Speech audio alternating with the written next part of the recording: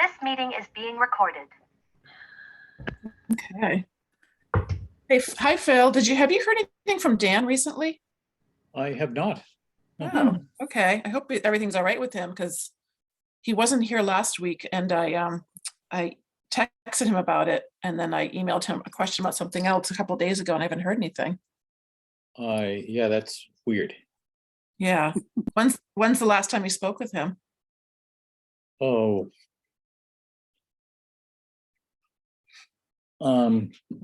Probably more than a week ago. Okay. All right. Well, if he doesn't come tonight, I'll call his company and see what's going on. Great. So shall we open the meeting? Sure. All right. I'll call the meeting to order at 4:33 p.m. It's the meeting of the Tilton Library Building Committee on Tuesday, April 4, 2023. And has everyone had a chance to review the minutes from the previous meeting? Any changes or anything to suggest? If not, I'd entertain a motion. A motion to approve. I second that. Denise Mason. Any further discussion? Hearing none, I'll take a roll call. Eva Tor, Aye. Candace Bradbury Carlin, Aye. Judith Holmes, Aye. Denise Mason, Aye. Vern Harrington, Aye. and Julie Chalfant. I'm going to abstain because I had to leave early. And I will abstain so did because I, I wasn't here. So that passes 402. Did I get that right? Oh no, it's 502. Okay, so the next order of business is the updated schematic design. And since I unfortunately wasn't able to attend a couple of meetings in a row, maybe somebody would just give a quick summary. The one point I'm interested in is the changing of the axis of orientation. So if Phil wants to talk about that just briefly, so. Sure. So we, as I mentioned, we actually did a little bit of a review the last time we met as well, because I think there were some others that weren't there as well. And as I walk you through the plans, I'll try to point out some of these things as we go. But there's the short story is that it's basically driven for the most part in an effort to stay away from that tree as much we can.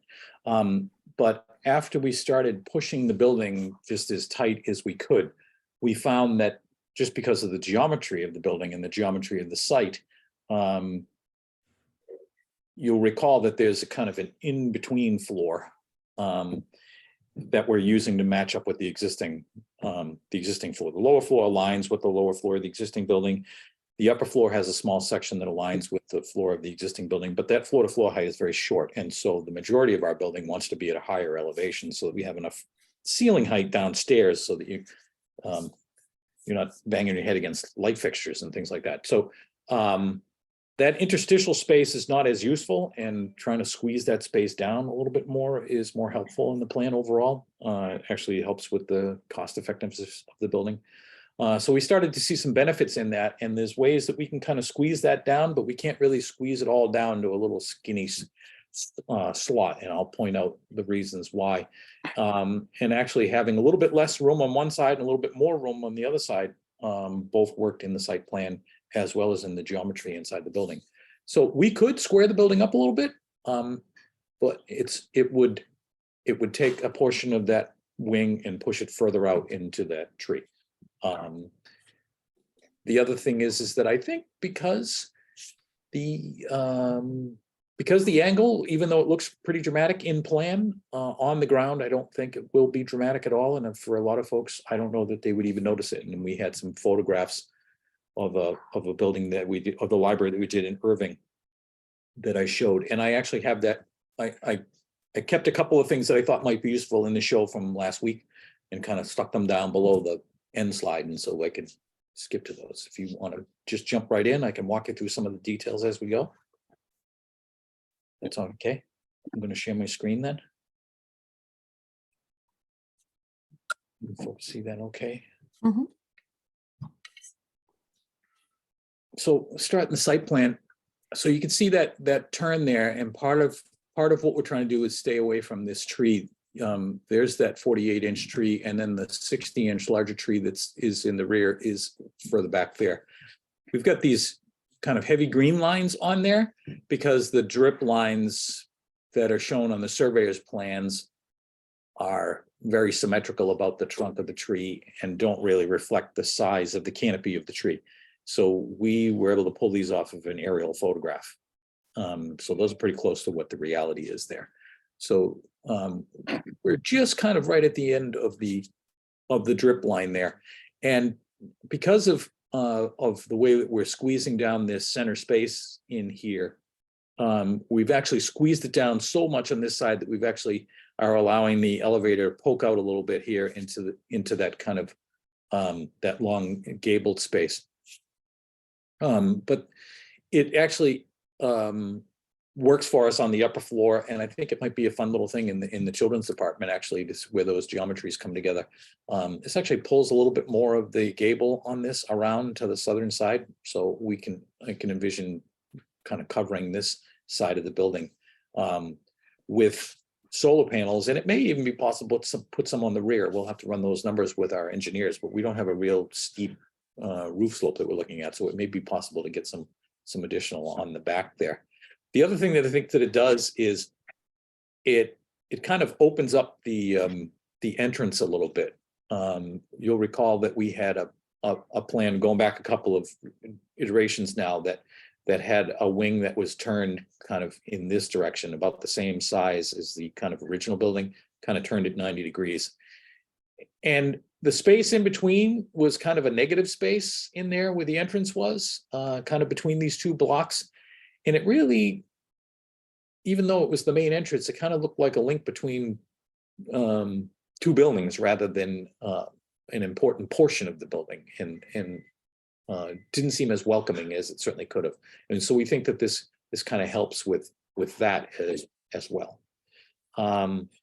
So some of the things we're showing on here is we've moved the parking a little bit.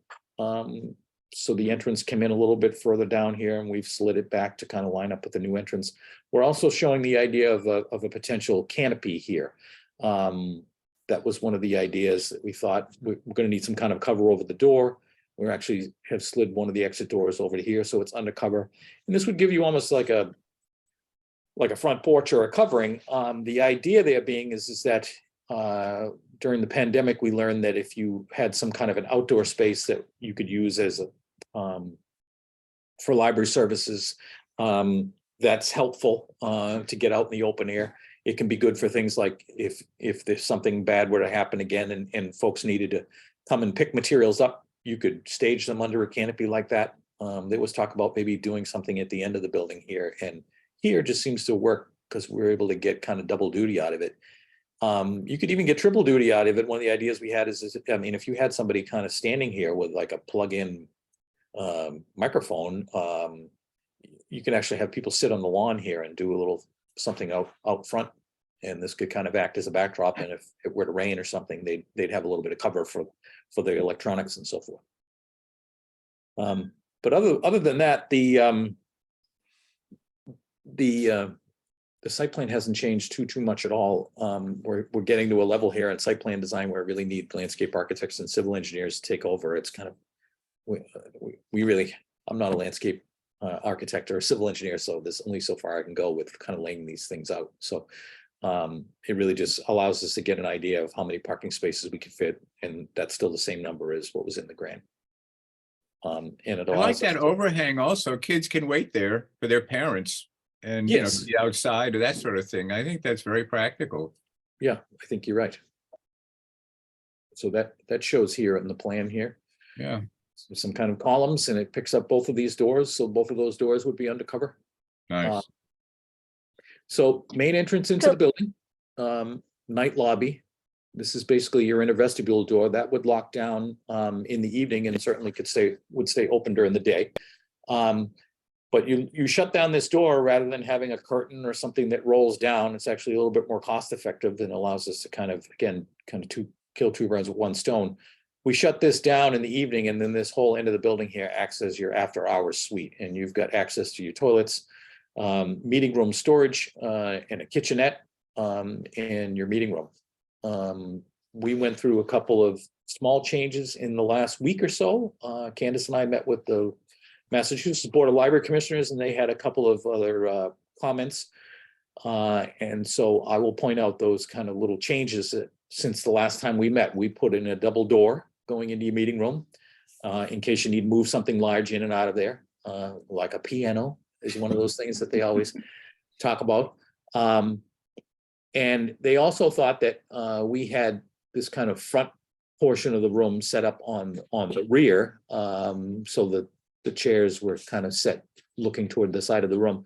When you come in, they were concerned about people coming in and out of the kitchen, somebody maybe speaking or performing at the front and that getting in the way. And so turning the room in so that the main place that you could kind of present from is the opposite from the doors. That allows you to get to the meeting room, the entrance, and the kitchen, all basically at the rear of the room. And they like that idea, and I think it works great. And we took the door that used to be here and we pulled it around under the canopy. We had to reconfigure the door here so that you can get into the kitchen from the hallway. They might be a more efficient way to lay out this room, and we'll take another look at that. We could even do some additional cabinets along this wall if you thought it would be helpful. Phil, Yes. I had a question about the flooring in the original building.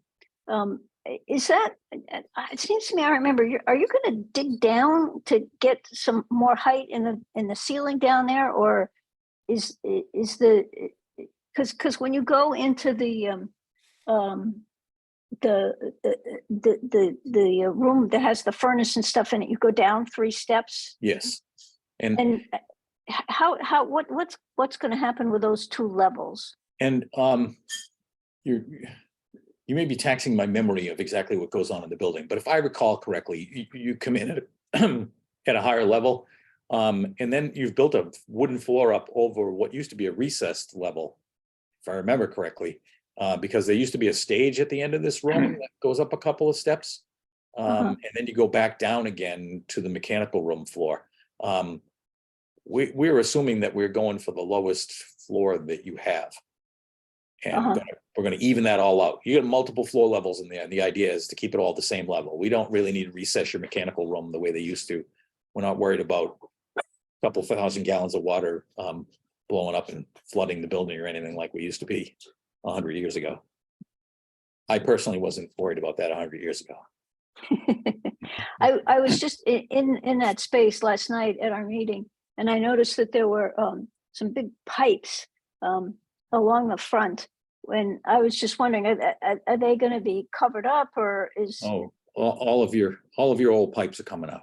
Oh, they're all coming out. Okay. Yeah, you're going to have all new pipes, and in a lot of cases they'll be a lot smaller than they used to be.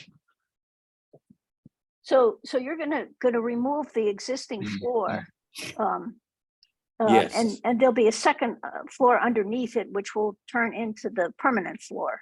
Yes.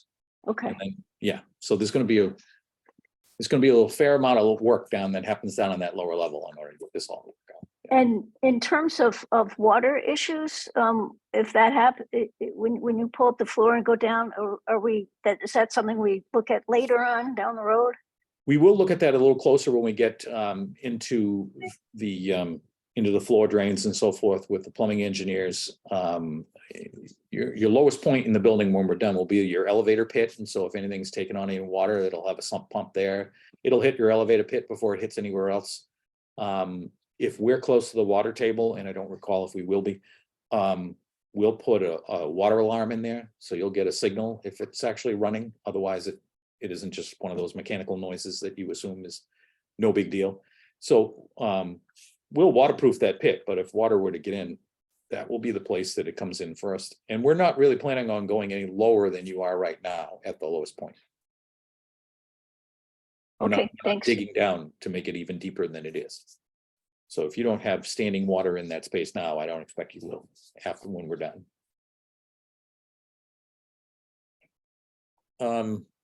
So if you were to come in, basically from the night lobby, we've got a set of doors that goes into children's, and we're looking at glass walls here and a window out of the children's office so they can see what's going on as well. I mean, basically, you don't really have a gatekeeper at the lower level with this plan, but we've tried to improve it as much as we can. And once we pointed out the glazing that we have that runs along here so that the people at the desk can see who's coming and going at the elevator and the stairs and who's coming and going to the doors and the toilets, they felt a little bit better about it. They've asked us to turn the desk 90 degrees. Last time we had it sitting here with the desk directly behind them. They thought it would be better if it sat this way. That way they could look to their left or their right and pretty much see the majority of the building. We wanted to give you another station here in case you ended up with a second person or a volunteer. They could kind of keep an eye on the rear portion. They asked us to identify a self-check area and a play area, and we've tried to do that. We'll have to work with you and your children's librarian a little closer to try to create some of these little spots that I understand they like to have with tables so people can have kind of more of a segregated thing, because that's the idea of kind of tucking a table in here so that this table is kind of a little bit more on its own. I understand that you like to do that a little bit in the children's department. We changed this from 2 workstations to a workstation and a work table. If you ever needed another station, you could certainly do that in the future, but they thought it seemed like the MBLC thought it was overkill to do that now. For those of you that haven't seen, we had a kind of a wide open space and kind of a no man's land in here when we took that space out that we were thinking maybe you could use for things like programs and so forth. But everybody has to walk through it in order to get everywhere else down here. So we tried to add some more storage in here and slid the server room up. Added a custodial room here. You may recall we had the custodial mop sink in the mechanical room, but we pulled that out and given you a custodial room where you can keep things like that and cleaning supplies and paper goods and so forth. Just makes this space downstairs a little bit more efficient. And for some of you, last time we had kind of a little bump on the rear side of the building here, and we pulled that around to the side again to stay away from the tree. And it also allows visibility into that space, we think, a lot better from the desk and the office than it would be if it's kind of hanging out here. So when you come in here, you don't have to walk around the toilets anymore. We've tucked those off to the side so you can walk directly in through this glass wall and doors and up the stairs, or you can walk across to the elevator. Okay. And when you take the stairs or the elevator up, you land here at this interstitial space. So we've kind of squeezed this down basically. So all we have up on the second floor is circulation space. In this joint, we've opened it up in here so you can look downstairs. So he was coming and going.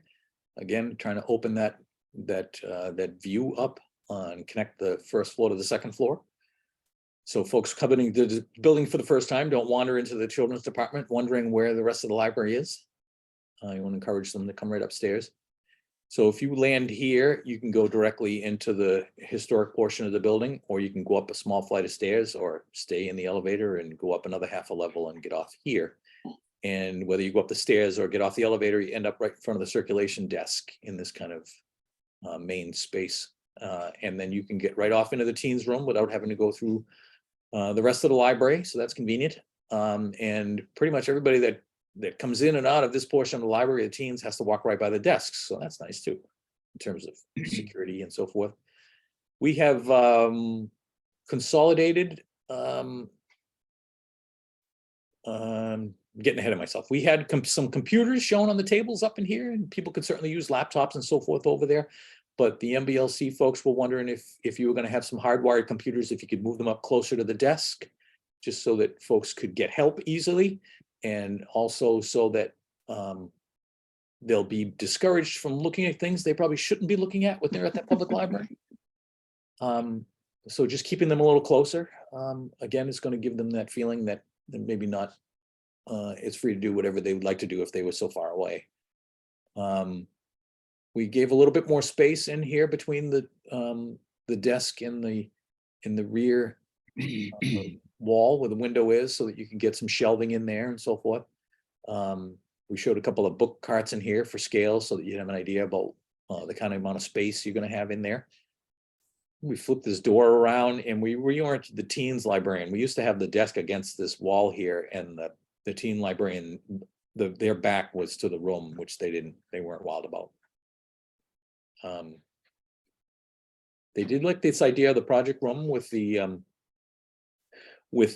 gaming station or other things that you might want to do in there, but they did point out that there were 2 computers shown in there and 4 out here, and they thought maybe that was too many. You really don't need 6 of them in a teen department this size, and I agree, and I think Candace agreed, so we took one of those out. One of those set of 2. We've consolidated the business center and the self-check here. They were suggesting that we have room for a couple of pieces of equipment, and we've created little wing walls here to give this little reading room space that kind of cantilevers out from the rear of the building is what we're thinking.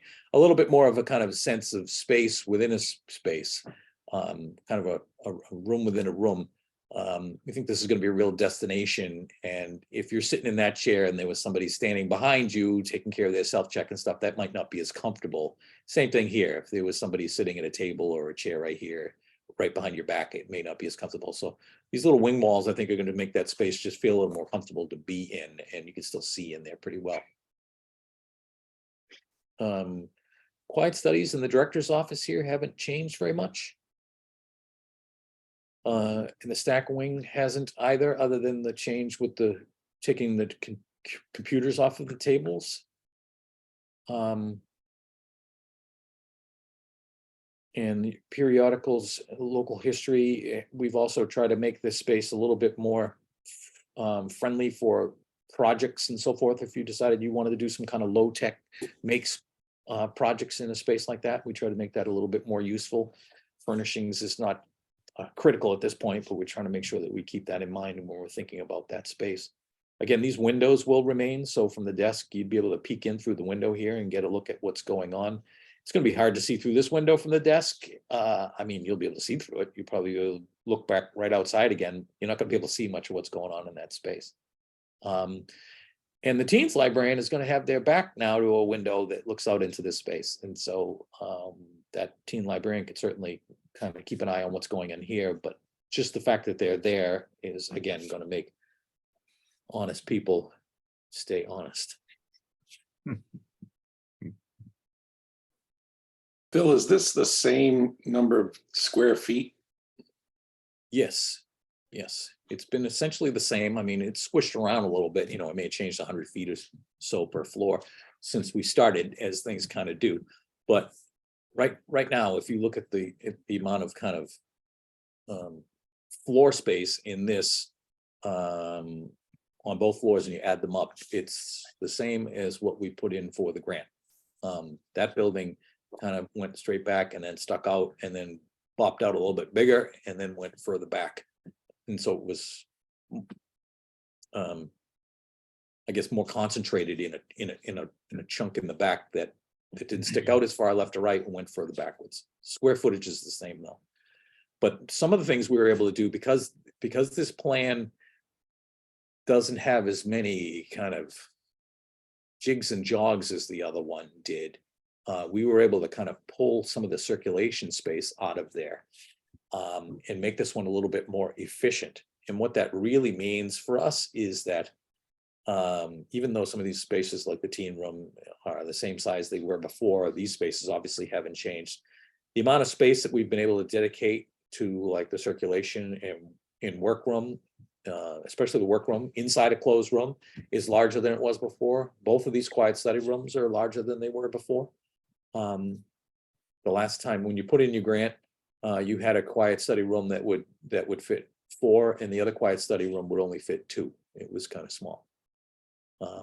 So we just were able to take some of that efficiency and kind of put it back into the program spaces and kind of pull it out of circulation.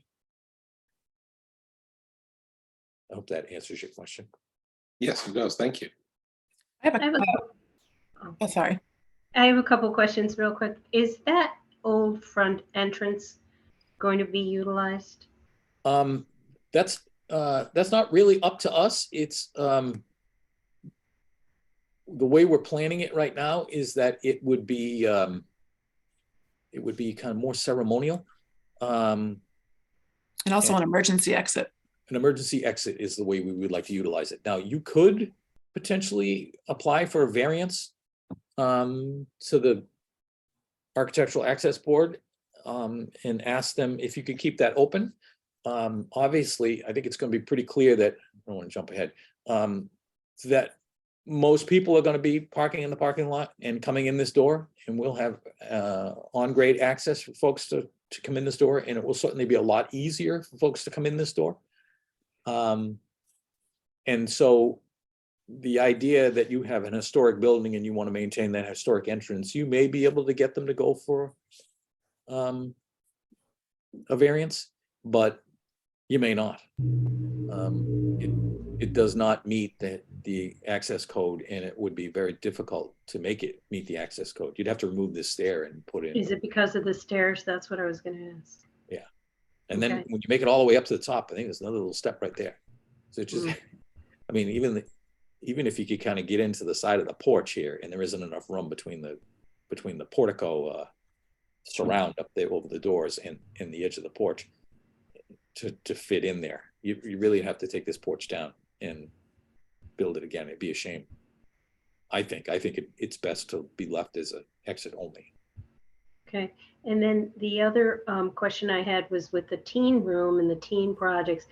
I haven't thoroughly read through some of the previous studies, but was there a determination that that space was needed and that it would be utilized, number one, because Frontier has its own large library.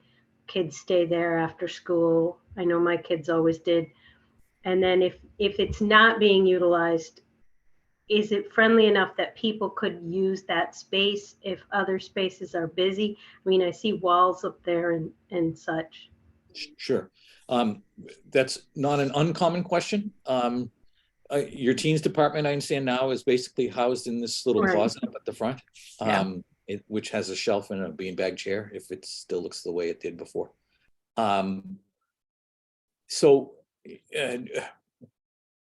if you build this space, the teens will come here based on our experience. We've done lots of projects now. If it was just one or two, I would say, well, maybe, but we've done a lot of them in for smaller communities that have not much of a teens room at all.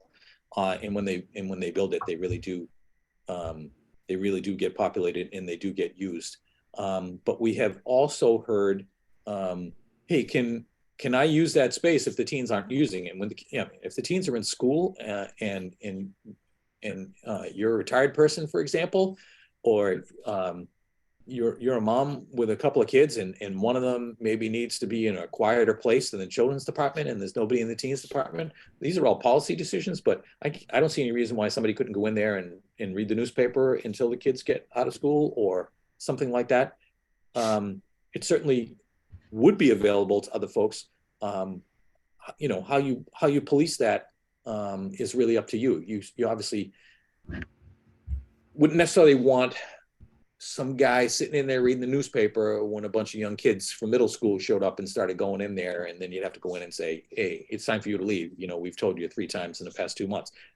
You don't want that. So it's going to be a policy decision about how you use the space. But these rooms typically are used and utilized pretty extensively. The only real differences I kind of see from community to community is the kind of age group that will go in there and use a space like that. In Acton, for example, they have a big teens department. It's almost all high school kids, which is a little odd. It is usually more like middle school kid age. But the high school kids in Acton, for some reason, just gravitate to the place and they all do their homework there. And there's a ton of them. And they are a much bigger library than you. And we went out to talk to them. We did that building years and years ago. We went out to talk to them again about maybe updating things like, well, we don't really need a computer lab anymore, like you built for us back in 1992 or whenever it was. And they were thinking about a tweens room. So they would have a children's department, a teens room, and a tweens room. And we're beginning to see that kind of in larger libraries showing up more and more. 50 years ago, children's rooms were rare, and then they kind of became the norm and became a little bigger through the years. And then teens departments started to show up. And a lot of places were kind of tiny, like they are for you. And when we started in Greenfield, for example, they had, a 10 by 10 space with 3 bookshelves and 2 chairs for the teens department. And now they're going to have, well, a lot of you have seen it, a big old room in there. And the Acton folks are thinking about an additional room for tweens. It really, and I wouldn't be surprised if 20 years from now you see tweens rooms in larger libraries more often, in addition to children's and teens. But I don't think that, given the size library you are and the size community you are, that you need anything like that. But I do think that they will utilize this teen room. Having a place that you can go that's not school and not home, I think is important to people, and maybe more than they really realize until you give them an opportunity. It's pretty common for visits and circulation in a new library that we open to bump between double and triple when they first open, and then maybe kind of settle back down to double what they were doing prior to opening it. Yeah, that's what we've been hearing about the Irving Library. And we heard that about the Hadley Library and South Hadley Library, and the Irving Library, because we share a staff person. Our teen librarian is also at the youth library in Irving. And yeah, their population has gone through the roof with the teens, in general, with the general population, but the teens especially. And so we're like 3 or 4 years behind them. So we get to kind of like learn the lessons that they learned. And yeah, she said it's really amazing. And they have program that, they've doubled or tripled their amount of programs they do. And yeah, so it's really cool. It's really cool to see that play out. We did a quick model that I showed you. This is the same image that I showed you last time. And this kind of gives you an idea about what a building kind of like that would look like from the street. I've got the model open on my machine here as well, and I'll switch over to that. We did just a slightly more work on the model since the last time. We've actually been focused on plan changes for the most part since our last meeting a week ago.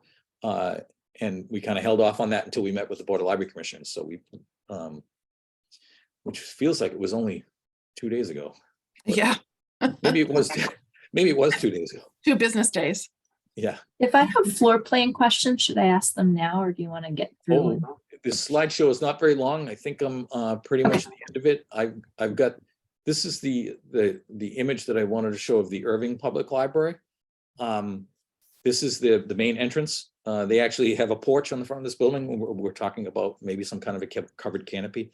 The size, the scale of it is probably similar to that, actually. I hadn't thought of that. But one of the reasons I wanted to point this out is when you drive up, this faces the Care Drive, which is the short street that comes off of the main road that serves both this building and the senior center, which is would be behind you standing at this point.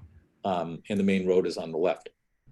This front wing of the building here actually is pretty much square to the street, whereas the rest of the building is not. And I think most folks, when they walk up there, I think they just feel like this is inviting, and I don't think that they would notice that this wing is turned. But when you look at this overhead photograph, a drone shot taken during construction, you can see this wing is turned, and that angle is pretty much the same as what we're looking at.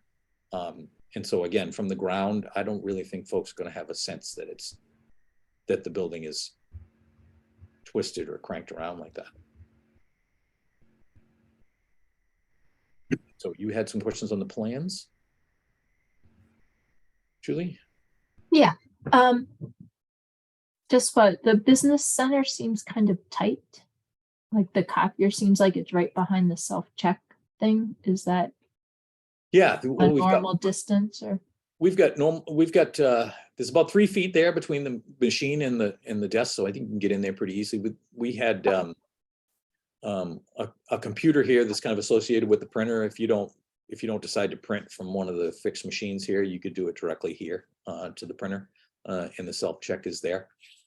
The idea is, sorry, the dog's excited.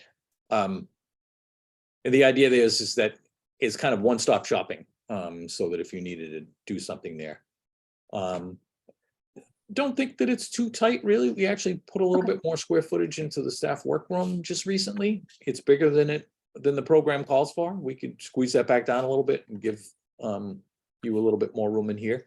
We've got room for 2 in here, and it's actually a little bit more room than you need for 2 people. And it's bigger than again, what's in the program, so we could squeeze that back down. One of the things that we're thinking about here, and see if I can zoom in on this a little bit, is that we've fattened up this wall behind the self-check. And what we were thinking of doing is putting in a display case there. And the display case would be fixed glass on the outside. And then from the inside, it would be open. So you could do your library of things potentially there. So they'd be secure inside the office, but people would be able to see them from the outside. And say, hey, can I borrow that ukulele or fishing rod or whatever it is that you had in there, and you could access them from inside this space. You'll recall it used to sit out here. The last time we did a plan, it was sitting out here in the middle of the floor, and the MBLC said, is that going to be in the way? So we said we'd try to find a spot for it. I think one of the other benefits for this is that you'd be able to see through, if you're in this workroom, you'd be able to see through that display case out into this space, so you could kind of keep an eye on things and people could see you. Maybe that's a benefit, maybe it's not. Maybe people want some more privacy. I don't know, but this was the idea that we came up with. So that's related to my next question, which is often they have displays of things when you walk in, and is there space for maybe along that wall next to the elevator or something? There could be a bookshelf or something. Sure. Like book displays. Yeah. Yeah. We could certainly look for Seasonal opportunities to or do that. whatever. Yeah, Yeah. we've got a solid wall right there, and we could certainly do something yep. there.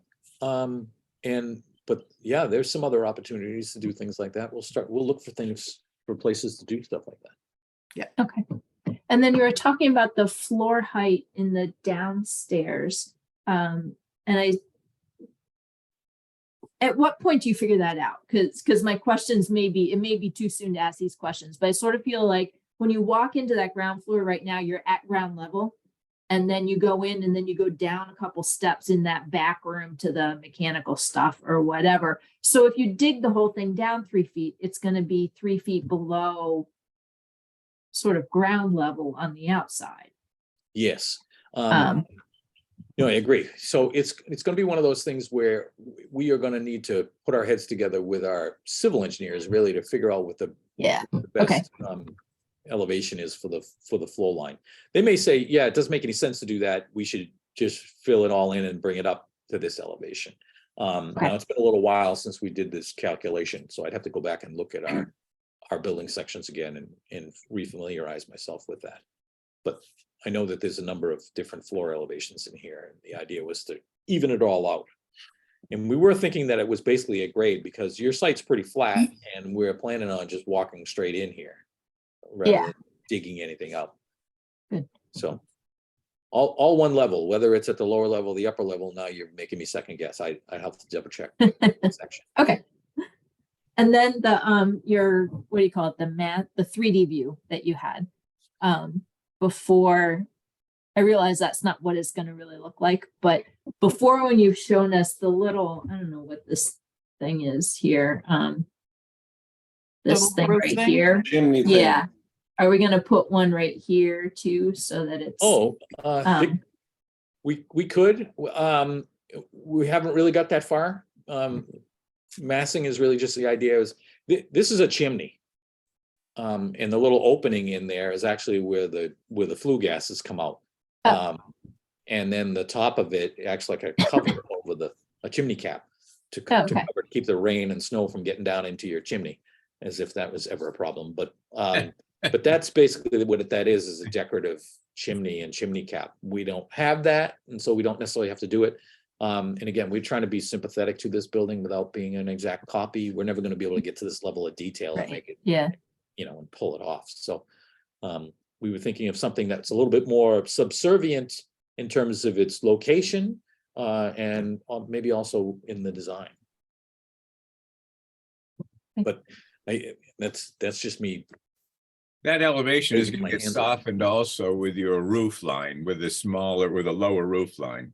Right now, it's sort of clunky, but that will get softened. Yes, and now may be a good time for me to show you the model that I have.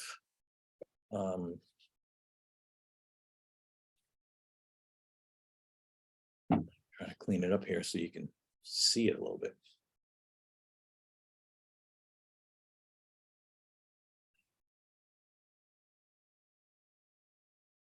Okay, can you all see that? There you go. Yeah. So it didn't change very much. I put a little color on it so you can see that we're looking at, I actually picked two different colors of brick. I don't, that wasn't the plan, but when I turn the lights on, that's obviously what happened. But obviously there's a canopy in there. And we can actually turn this around for you.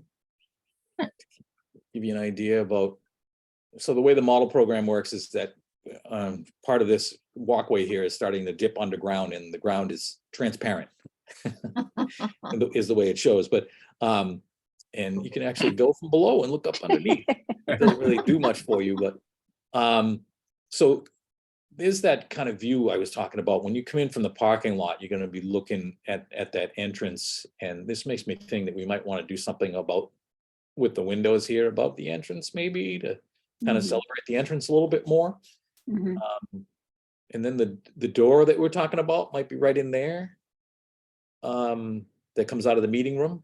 And so you'd have these windows into the meeting room, and then up above you'd have these three big windows going into the stack room, the book stack area.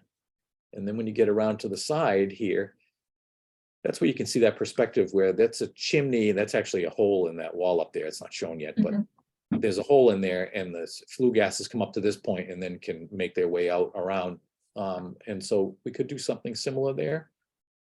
But again, we're trying to, this kind of first thought was to do something that is a little bit more inspired by, but not exactly the same as. And if you kind of pull it around to the rear there, there's that overhang that allows us to get a little bit more space up on the second floor where that reading room is. And it also acts like a canopy to keep the rain off your head when you're coming out the door at the rear of the lobby and coming out of Children's. That's what those doors are. So again, this is not much of a design. This is really just a modern day hand sketch.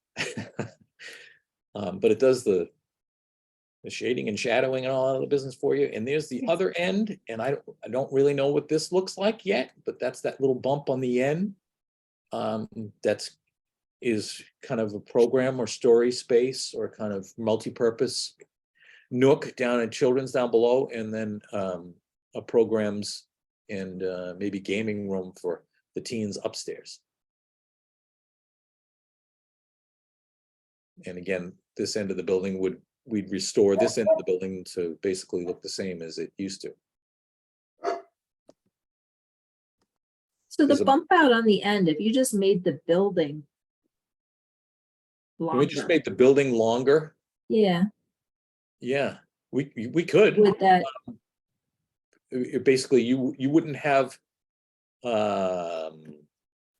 so much of a program room in the children's or the teens I room. It's see. just a Yeah. bigger room, right?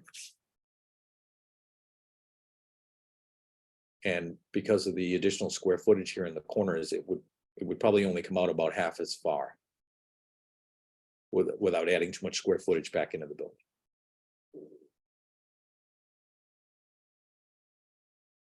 That makes sense. Does this kind of very early sketch model help, or is it just scary like I thought it was? Phil, I have a question about the canopy. Okay. It looks like there's space between the end of the canopy and that wall, or does the canopy go up to the wall? I mean, There is space right now, and I don't know if that will stay that way or not. I mean, that's a good question. You wouldn't seems like need it. rain could come down there in that space. It could, yes. And And I don't know if that's a problem at this point or not. It really would depend on where the sidewalk ends. If you didn't want the sidewalk right up against the building, you'd want to leave that open so you could maybe have some plants in there, and then you'd want the rain to come in there and water your plants so that you have a little green next to the entrance. It might be Mhm. nice, considering that we're looking at pavement along this side. It might be nice to have a little, but I don't really know that yet. That's a good question. And this is also shown just cantilevered out without any posts under it, the way we're showing on the plan. Right. And I guess that's one solution, but it seems like maybe some So columns the would be space, better. Yeah. the space that's white in there, that's seen Yes, there? that's that kind of narrow space that has the stair in it, and then the elevator is over in here, Oh, okay. right? And I didn't color that because I don't know what that is yet. I mean, I've colored this long gable space here brick, just like your original building, and then I basically just colored everything else gray. But I don't really know what that means yet, and so I guess if I had thought about it, I probably would have just colored that gray, and maybe the canopy too. But this is a So the main door going into the library is under the canopy at the end, and then you take a right. Mhm. yes. Yep. Yeah, that's not really working. I was just going to try to slide that up and see if it looked a little nicer, a little higher up, because it seems a little low. It does not well. I think it might be nicer, more Higher. elegant if it was up a little higher. Yeah. But yes, that is, the doors would be right in there. And And is there any chance of getting any arched windows in the addition? well, sure, there's a chance. They cost a little bit more. Mhm. And in the tricky part with them is that and they're hard to put shades on. I mean, they're obviously not impossible, but again, all of the ornament and everything that's on that building, we don't really have the money to replicate, and I don't think it Right. would be fair. Maybe to- just like a few key spots. But yeah, we could look at that. Mhm. It's just because of the way the building is framed, the masonry here above this window is held up by the masonry down below. This is a masonry bearing wall building, and we're going to have a big steel beam in here. And so if I was going to do a round window, they'd have to be smaller probably. Okay. But you could do it with the brick and not necessarily make it real. You could do, a brick design and get the arch feeling. Oh, I see. You're talking about doing Even if something. the windows didn't do it, you could do it with the brick, with the, yes, You're like talking about just having the brick do that. correct. Right. Just to kind of mimic Yep, a just little to get the bit. lines there. Yeah, we could take a look at that too. Sure. I mean, that would be less, less costly. I mean, Yeah. I like round windows for sure, but I know that it really does jack the price up. Yeah, we could take a look at that. So But Phil, that- Just that look right there. Masonry by a file sub-bidder doing curves is expensive too. Indeed. Just an FYI. Yeah. Hey, it's Dan. Hi, Dan. It's Dan. so Phil, the door that you're speaking about, the one that's on the left side of the new portion, that's going to come around to the front side, right? Yes, yeah. And just in my opinion, two things. I like the fact that there are no posts on the overhang. So if that's something, it's something you're not going to run into. And I also think even in this massing drawing you're doing here, that replicating on either end of the new building, the faux chimney thing, to me, it looks better. It looks like it's, I know you're worried about, is it too integrated in the old design, but that's just my personal opinion, and I thought I'd express it now. Mhm. I mean, one thing I would say about the overhang, depends if it's a structural need or not, to have some posts, because that will pick up the pillars in the front. So that could be a possibility, an aesthetic possibility, depending on what we need for structure. Or brackets? Could you do it with brackets? So you don't have, It's structural engineer won't like that. It'll basically be cantilevered with decorative brackets underneath. right, okay. You know, if it's not a gravity load, it's a cantilever. And how about roof? Would roof be a shed? Would it be hip? What are you thinking there? Yeah, I don't know. I guess we could look at.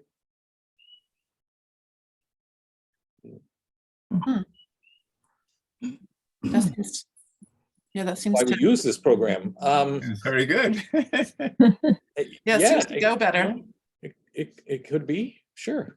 Yeah. And the roofing is metal? What are you thinking for roofing? I don't know if you can afford metal. You could do Uh, that as an alternate. See, if we do that, then the water's gonna drip on your head, so I'm gonna have to do something else here. Oh, right, yeah, Right. that's right. as well, Yeah, right? yeah, because right now we have a slate roof, so I imagine that's not gonna stay, So we'd have to, Yeah, especially if we're gonna put solar on. so does that mean you're thinking asphalt? That's what it is? I was thinking that. Yeah, okay. Um, No, I just wasn't sure. I didn't hear.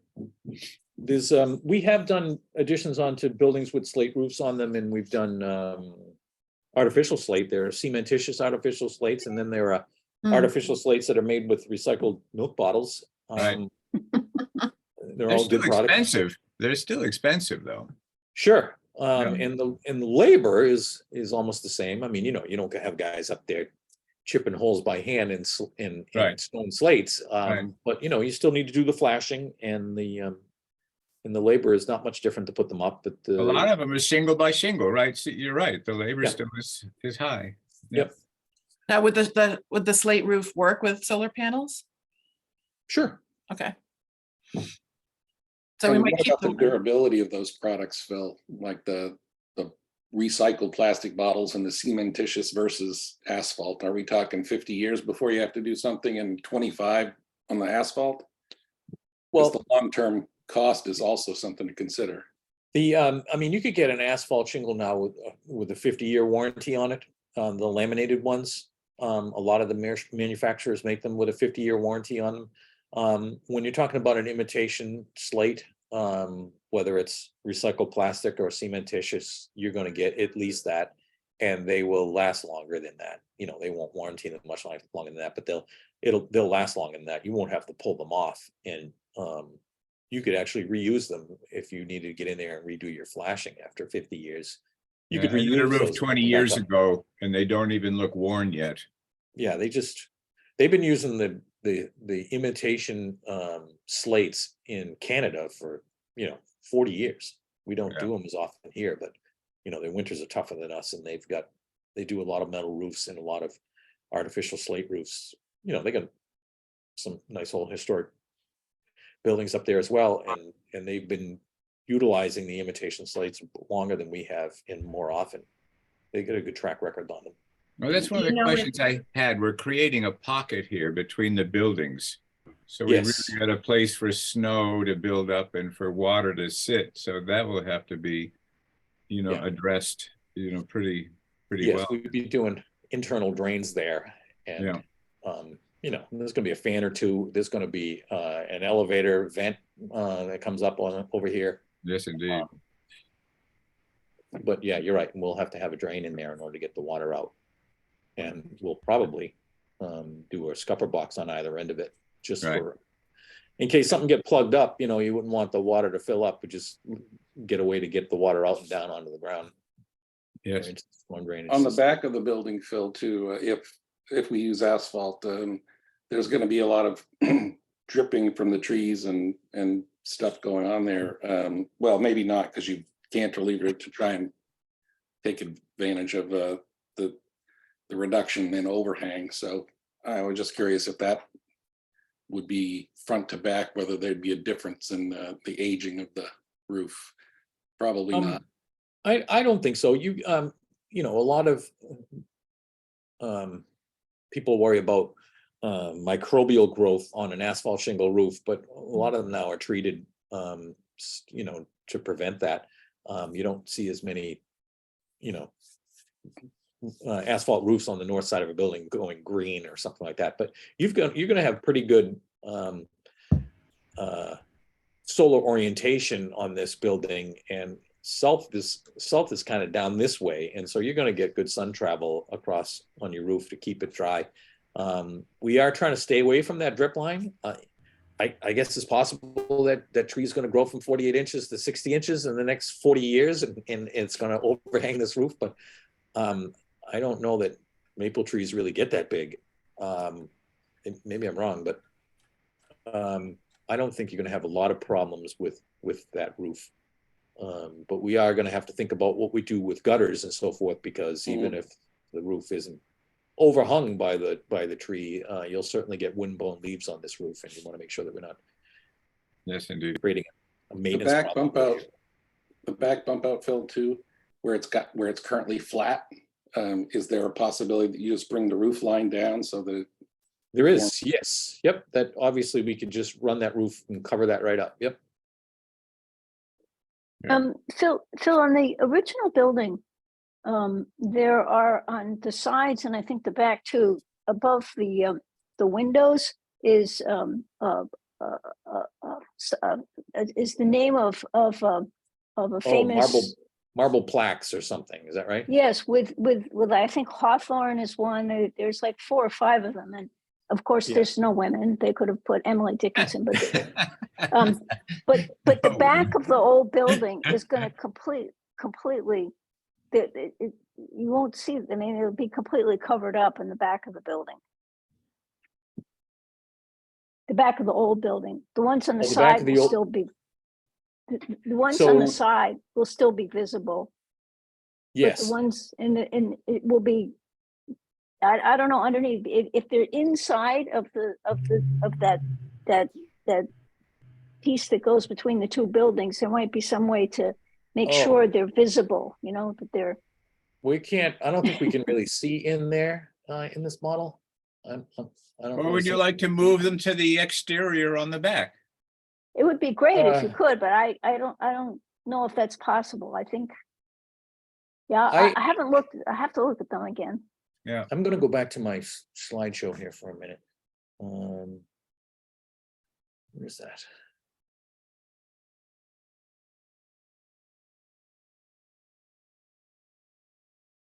Maybe I put it away. There it is. So if you're up on the 2nd floor here, these windows will, and I haven't done the sections yet, but these windows are going to be visible. 1, 2, 3. That one's going to be blocked by the elevator. And this one. The question is if the panels are above these windows or between the windows, between the high and the low windows. I'm not sure if my structure is going to get in the way of those things or not, but I will look into that a little bit more. But you will be able to see the plan is to leave the masonry exposed on the back of the building so that you can see it. And if those are going to be visible, that's great. Otherwise, if you wanted to pull them out and fill in the holes and relocate them somewhere else, we can look into that. I don't know what the loss is going to be on this end of the building. And it could be, well, they had to do a little bit of destruction in order to get these windows right now. They've cut the masonry down and turned that into see if I can get out of here. So on this end of the building, they've cut these down and turned them into doorways, right? And that was a doorway originally, but that's a window, and that's been cut down as well. And so I don't know what, if anything, there was done in terms of damage to the masonry in here. But it may be that if we have any extras, we may need it to fix what we're doing over here. Yeah. You know what I mean? And so it could be that if there are some that are going to be hidden, the best thing to do might be to use them to replace what might be damaged or missing it here. Is this brick that's on the original building, is that a difficult brick to match? Or are you thinking not to match? How are you approaching the veneer on the new building? No, I don't think, I think the original idea was to match them. Mhm.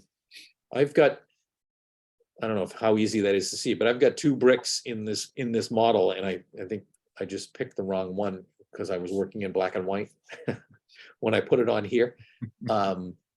If I were to go to the, so you can see they're both actually bricks, right? But one of them is Yep. redder than the other is really the only difference. And my guess is that we took this one and we reddened it up a little bit to make it look a little bit more like the original brick. Right. And this is probably the original brick tone that we started with. But no, the idea would be is if we try to match that. It's been a little Okay. while since kind of took a good look at that brick.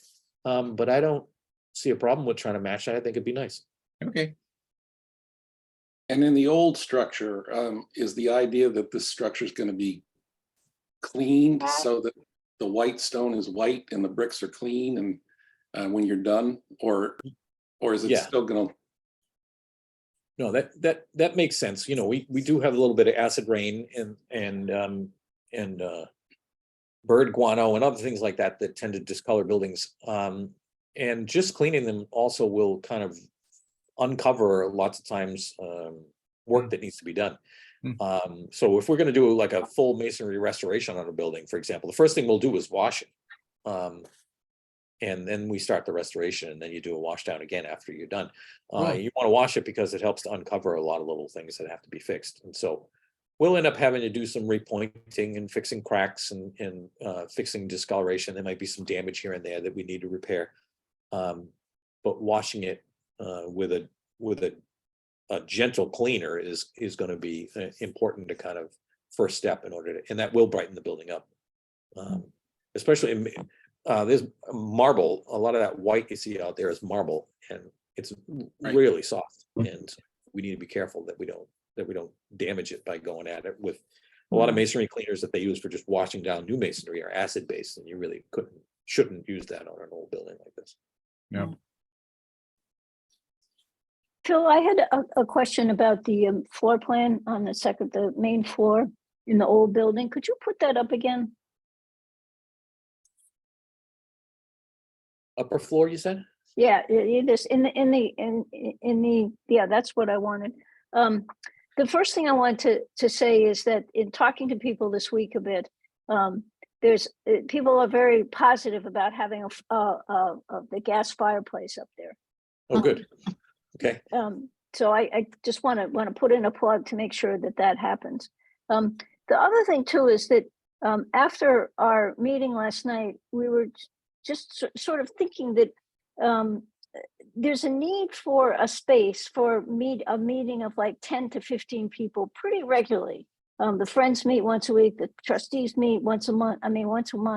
The book groups meet, and I just want to make sure that one of those 2 rooms will be big enough to be set up for a meeting with like 14 people. I don't see why not. Okay. I was wondering if maybe in one of the closets we could store some folding chairs or something that you could bring out. If there's not, I know we're talking about furnishings and that's a whole other discussion, but I just want to make sure that vision of having that much space there stays with us. The only real storage space we have there would be this one. And we talked about potential of using that as a telephone booth. Yeah. I obviously can't do both. Right. But I'm happy to do either if you would like. So just in terms of the building, the meeting management, we're at 5:36. How long do we hope to stay here, and what else do we need to get done on the agenda? Well, I think that according to what Dan said, meeting 2 weeks ago, he wants the committee to vote on the schematic design tonight to go so that Phil can go forward to the next design phase. I'd like to get the plan ascended to by everybody to keep schedule. Now, there will be minor changes as we go forward, as you're discussing, and your facades will come along behind this. Wonderful discussion on everything. Just cantilevers cost money, arches cost money.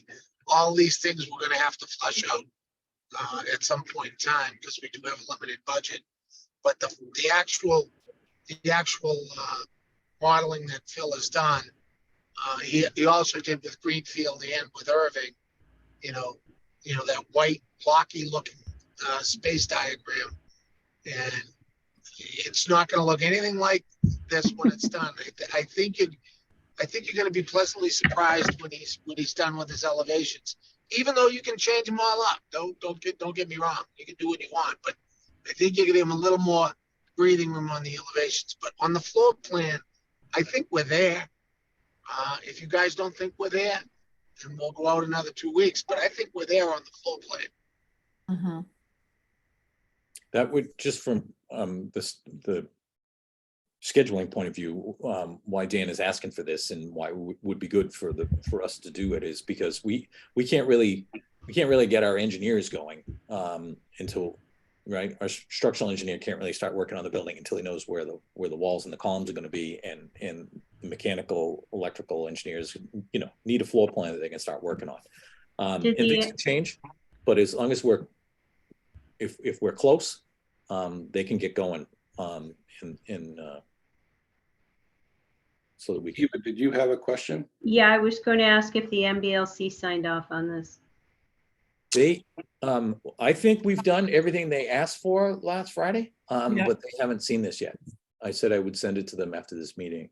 Yeah, they seem really happy about the progress we're making. They just had a few little things here and there. So we're expecting that if we sign off on this tonight, that they'll sign off on it as well. That's our. That doesn't mean there won't be additional comments. Right. Of course. Way through. Yeah. Of And course. don't take that as a negative. Of They're course. just doing their job. Yes. Yeah. No. And we appreciate that.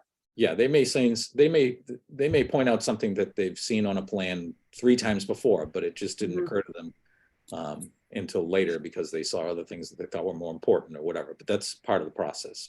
Right. With them, and that's kind of built into the schedule. It's why they want to see it as often as they do, so that we don't get ahead of them and get to the point where it's starting to get hard to move things around. Still Yeah, pretty and I think it sounds like we'll have time to talk about materials and use of spaces sure. later on. So, yeah, okay. So do we want to take a straw poll how many people think that this design works, or do we want to formalize it? How do we want to decide that? I just want to say, Phil, I think the changes you've made and the suggestions made by other people are really solid. I mean, they really make this space work very nicely. Yeah. And I think this is really a great space right now. And I can see the kids and everyone wanting to use this. I see this being used, really a lot. I think it's a great space. Thanks. So thank you. It's really nice. I agree. I quite like it. Yeah. Does anyone Same want to here. make a motion to approve the plans so that he can move ahead, or do we still want more discussion? I would move that we accept these plans and move on. I'll second that. Okay, moved and seconded. Is there any further discussion? Hearing none, I will do a roll call, starting with, on my screen at least, Candace at the top. Candace. Aye. Tim Hilche, aye. Eva Tor, Aye. Judy Holmes, Aye. Denise Mason, Aye. Vern Harrington, Aye. Julie Chalfant. Aye. So it's unanimous. Wonderful. Excellent. Yeah. Woohoo. Good job, everyone. I know, it's great. It's really great. Well, next time, don't give Phil too many compliments. He might increase his fee on us. Yeah, you won't even be able to talk to me. I'll get so full of myself. Hey, Tim, I just wanted to ask a question, just very briefly. We had a CCI meeting last week, and senior housing is doing a lot of work, and they just wanted to make sure that we're not going to duplicate efforts. So Lily sent me, it's sort of a cryptic sheet, but different things that they're submitting that maybe you guys wouldn't have to do. And one is, let's see, they're doing I don't even know what it means. They're doing conceptual design test fits. This is in their application for CPC, conceptual architectural stormwater test pits, soil report, geothermal feasibility report, master planning, environmental assessment. So, maybe, I don't know who to have a conversation with. Maybe it's Dan, just so that you don't go out and hire someone to do something that's already being done, being proposed. So we piggybacked off of them with regard to the 1888 survey. Okay, So I'm aware that they have some information.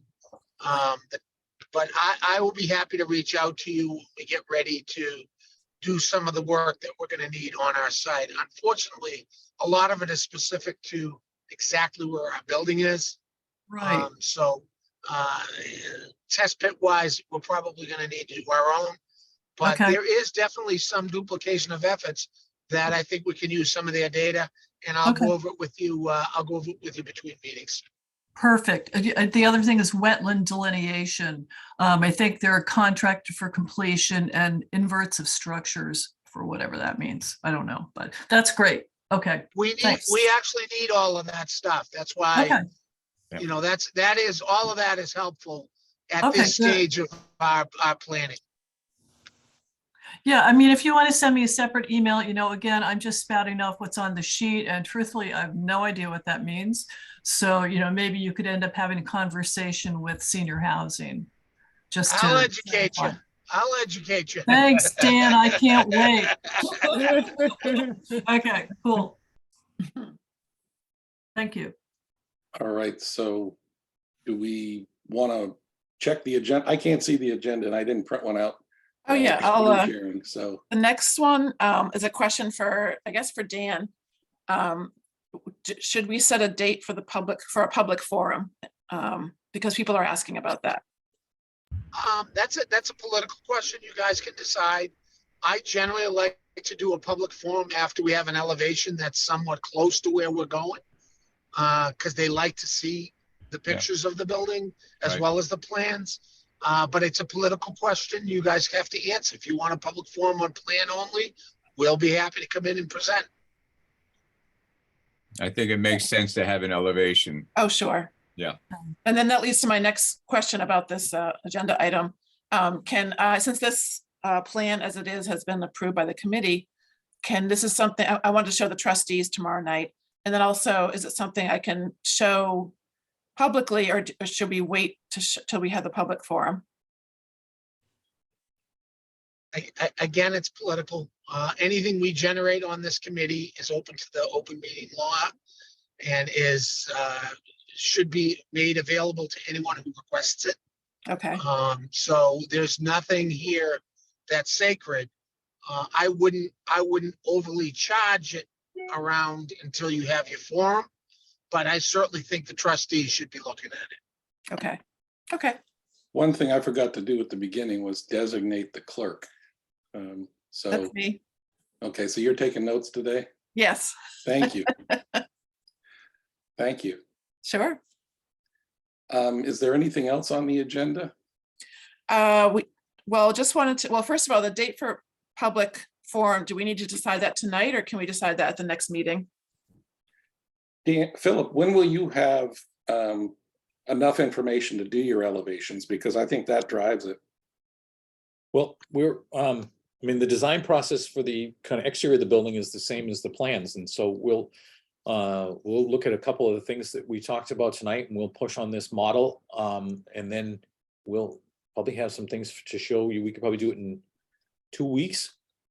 And I don't think we probably won't be there in 2 weeks, but we'll probably be closer. And then we'll certainly have more that you can react to, and then we'll take what we learn from that. And if there's kind of two different options that are kind of starting to gel, we may show you two different options about how you might do something there, or there may be variations on a theme.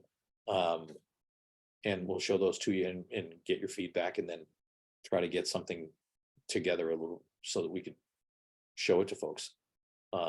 Because knowing what the form of the building is also going to be important for how we put Julie? it together as well. Julie? I was just wondering at what point we start talking about finishes on exterior. Because I think that'll play into what it looks like in the, I agree, and that will be, we'll put them on the model as we go, so that the next time we look, I will try to identify what we are thinking of the different materials, and we'll try to show that on there and point them out as we go, so that you have a pretty good idea about kind of what you're looking at. Denise? I have a question. So Tim, is there going to be a public forum, or Julie, before town meeting? I wasn't sure whether there was going to be anything. And then the second thing, the town meeting's April 24th. So, when does that make sense to have it? And one last thing is that Tim and I are meeting with, we had some funding. It's called Complete Neighborhoods, and it's really looking at, oh boy, it's looking at the whole campus and everything else that's going on in town. So we're doing sort of a site visit tomorrow for the campus, and then we'll have a meeting with the group with CCI next week. And then after that, they're planning on having a public forum as well. So I'm just wondering about how many different public forums, and does it make sense, or is it just doesn't make sense? I was wondering, would it make sense to combine the library with the overall plan or not, or just do separate? Is it too much? Three observations. First, we're talking about 20 days before the annual town meeting. I don't see how we can arrange a public forum for the library in that time. It should be decoupled from the public meeting, in my personal opinion. Right, Me too. I agree. And as far as confusing people, if you want to bring in all these other disparate buildings that may or may not happen, I don't know that that's a public surface. Just I was going to ask Vern what he thought about when is it best to show people elevations for a building, or Dan or Phil or anybody else who has experience with this. I certainly don't. So what's your best advice? I think it's going to take some time to develop it. You really want to have a nice picture for people put together that Phil and Dan and all the folks have had, and the whole board have time to digest and weigh in on, and then you have something to present and be happy with. Do you think it's really what I found, Tom, is that if the building committee is happy, and the building committee usually is a cross section of the town, then the majority of the town will be happy. And I agree with Phil. It's going to take 2 meetings at a minimum to get the elevation correct. But I do think after the second meeting on the elevations, you'll have something at least presentable that people can look at and understand and say, whoa, you're going in the wrong direction. Whoa, you're going in the right direction. Listen, I was the doubting Thomas on Greenfield until the final renderings came out, and I was wrong. And I didn't. So I want you to try and get to that point where we get the last little trims and details and plinth blocks and everything else, so that the average person can understand it. Yeah, and I think we need to be really proactive up front about the angle of the building, because we've seen everyone's reaction. First time I saw it too. And if you have better renderings too, because no one's going to be looking at it from plan view, they're going to be looking at it from the street. You're right. And so we have to address that right up front. I think that might be the biggest concern, frankly. So like if Very good point. Using Dan's timeline, 2 meetings, I mean, I guess we could have, you were thinking it'd take 2 weeks to get to the point where you could bring us a rendering, Phil? Yeah, it'll be a design rendering, so it'll be better, more advanced than what you've seen, but it won't be done. So yeah, I was just thinking about spacing of meetings. If we had 2 meetings and we say that's a month, so like May 2nd, 3rd, 4th, whatever that 2-month period, 1 month period is, would you be relatively in a position where we as a committee could make a good decision, or is it going to be longer? I think something like that would probably work, but it's hard to tell. Like Dan mentioned, we went through the Greenfield process, and actually the original thinking there was we showed them a variety of different ways that they could kind of put that building together, and And they decided on one that we turned in for the grant. And then by the time the grant came around, they weren't happy with it anymore, and they wanted to make it look like the post office next door to the building. I don't know if folks are familiar with what that building is. And so we headed in that direction for a while, and looking at variations of that before we came back around to doing something closer to what you see that we built out there. It was a process that we needed to go through. I don't think it's as complicated with your building, in that, because we have an existing building we're dealing with, and Right. we're not going to come back with an option that is kind of like the courthouse, for example, across the street from the library in Greenfield, where you Right. get this beautiful old Beaux-Arts building, and we're going to put this spaceship behind it.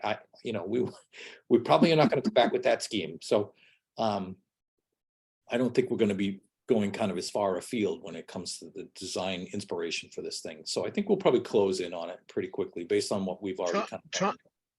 Tom, what I think you ought to do is, I think we ought to gauge it in 2 weeks. I think you ought to report at town meeting under Article 2 or 3, when you do your reports, that, the library building committee's making progress, and we expect to have a forum within the next month. And I think people will be excited about it.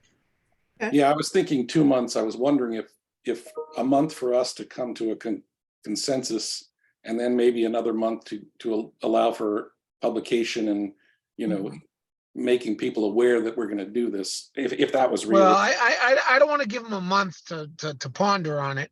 We want to keep going. And Right. should they want to go in a completely different direction, we will have lost a month waiting for the input from the public. So that's I think it's going to, I think you're looking at somewhere between 5 and 6 weeks from tonight of having a public forum. That's what I'm trying to pin down, because, Yeah. until we actually say it's going to be 5 weeks or 6 weeks, we have to know when we start to say, schedule a date, find a place. So good. So 6 weeks at the outside, does that sound what we're saying? So May, mid to late May. Okay. Bill? So Dan, we Okay. don't have a section of our town meeting where different people stand up and give reports. So there's not going to be a verbal report. It would be nice for this committee, I think, to have a handout for people when they come Yeah. in. And the And library's if going to have we- a table in the hallway, so the building committee could have, Like a handout on that. oh yeah, Because definitely. people are going to want to know Yes, what's going on. And if we could have a date selected by then we would have something to tell people, right? right, Like, yeah. We'll know at the end of the next meeting, Yeah, which is before your town meeting. which is a Because week you're either gonna before. love the Yeah. direction we're going in, or you're not. So the Okay. 18th is when we're meeting again, correct? 2 weeks? yes. Yep, All right.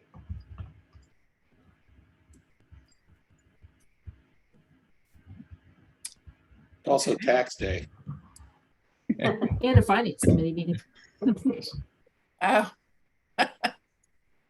Again. Oh, because it's the day after Patriots Day. oh, right. Okay, so are we done with the public forum? We know it's going to be Yeah, mid to late May. What about contracts status? Who's I that don't directed believe, at, Candace? I think that's directed at all of us. I don't believe that has been resolved quite yet, Tom. So, I'll have to stop in and see the town administrator, I guess, is the best way to do it. Okay. Okay. So Dan, I'll just, I'm Tim with an I, just not to belabor. I that. know, I'm terrible. That's okay. I'm terrible. I was That's gonna okay. be That's a okay, wise guy and say Dawn. Dawn. Yeah. Dawn, I'm Tim. Bill's been in enough meetings with me to know that I've been called far worse. All right, so contract status, are we done with that, Candace? Is that? Yeah. Okay. Well, now what about RFQ update? That Dan again? Yep. that is I, and we're nowhere near ready to put an RFQ on the street. We discussed this 2 weeks ago. We can't put it out too early because you're not going to be occupying the space till 10, 11 months from now. So it's no one's going to tie up their space for 10 months. So, I'll put it out if you want. It's just a 30B, it's a 30B thing, but Yep. I thought at the last meeting, we kind of all understood that this is something that was going to be popped into the schedule where it needed to be, not right now. So so it's ready, it's complete. It's just a matter of when you're gonna put it out there. Yeah, we have a model RFP. We just have to pop in some stuff. Okay. And then when are you thinking of putting it in? Did we say June or July? I want to, honestly, in fairness, Phil and I need to nail down when we're going to bidding. Okay, And then I have to back up from that. Yeah, we we weren't sure how long it was going to take to kind of get to this point. right. Maybe the more important point is the end of the modeling, but this is the point where it was really important for us to be able to get our engineers going on a plan rather than just kind of talking to them about it in the abstract. So Yeah. we should be able to plot the rest of the schedule out pretty easily from here on out. Okay. Bill, I have a question before we move on to the new business. Eva made the point that one of the things she anticipates people might find hard to get their head around is the non-parallel, the fact that the buildings are not aligned in a grid. How much trouble would it be if you had to change the thing and you just had to swing the building into a parallel construction so that the middle part got a little fatter where the elevator shaft is? I mean, it's in terms of the drafting, it doesn't take a long time to do that, but that will push that out considerably into the tree. Yeah. into the tree. Yeah. Right. So, I mean, I think the tree argument is going to be helpful to us, and the exterior of the building is going to be compatible with the existing building. So maybe the two of those things are going to minimize those once people get their head around the reasons for doing it. So, And I will tell you that I did show this plan to the staff, and I showed it to 6 staff people, and they were over the moon about it. No one said anything about the angle. So I don't know if it's going to be an issue for as many people as we would think, especially once we have renderings showing the blending of the facades and the reasons why we're doing the angle, to open things up in front. So as long as we have a good language to demonstrate why we're hoping to go that way, I think we'll be okay. But the visual will help too. Yeah, exactly. Exactly. once it looks more like a real building. Yeah. I think Yeah. Yeah, my first response, having not been in the meetings, was why did they do the angle? But then it's really elegant. It is. I agree. New business. Does anyone have anything new? Mm-mm. No. Okay, and we've set the next meeting. Do we usually do 2 of them, or we're just satisfied with April 18 as the next meeting at 4:30? Mhm. Okay. Is there anything else anyone wants to bring up? Nope. See you in 2 weeks. We don't need to do a motion to adjourn. We're all ready. Okay. Okay. Thanks, everyone. Thank you. Okay. Thanks, everyone. Bye Take bye. care. Thank- Bye-bye. Bye. Good night.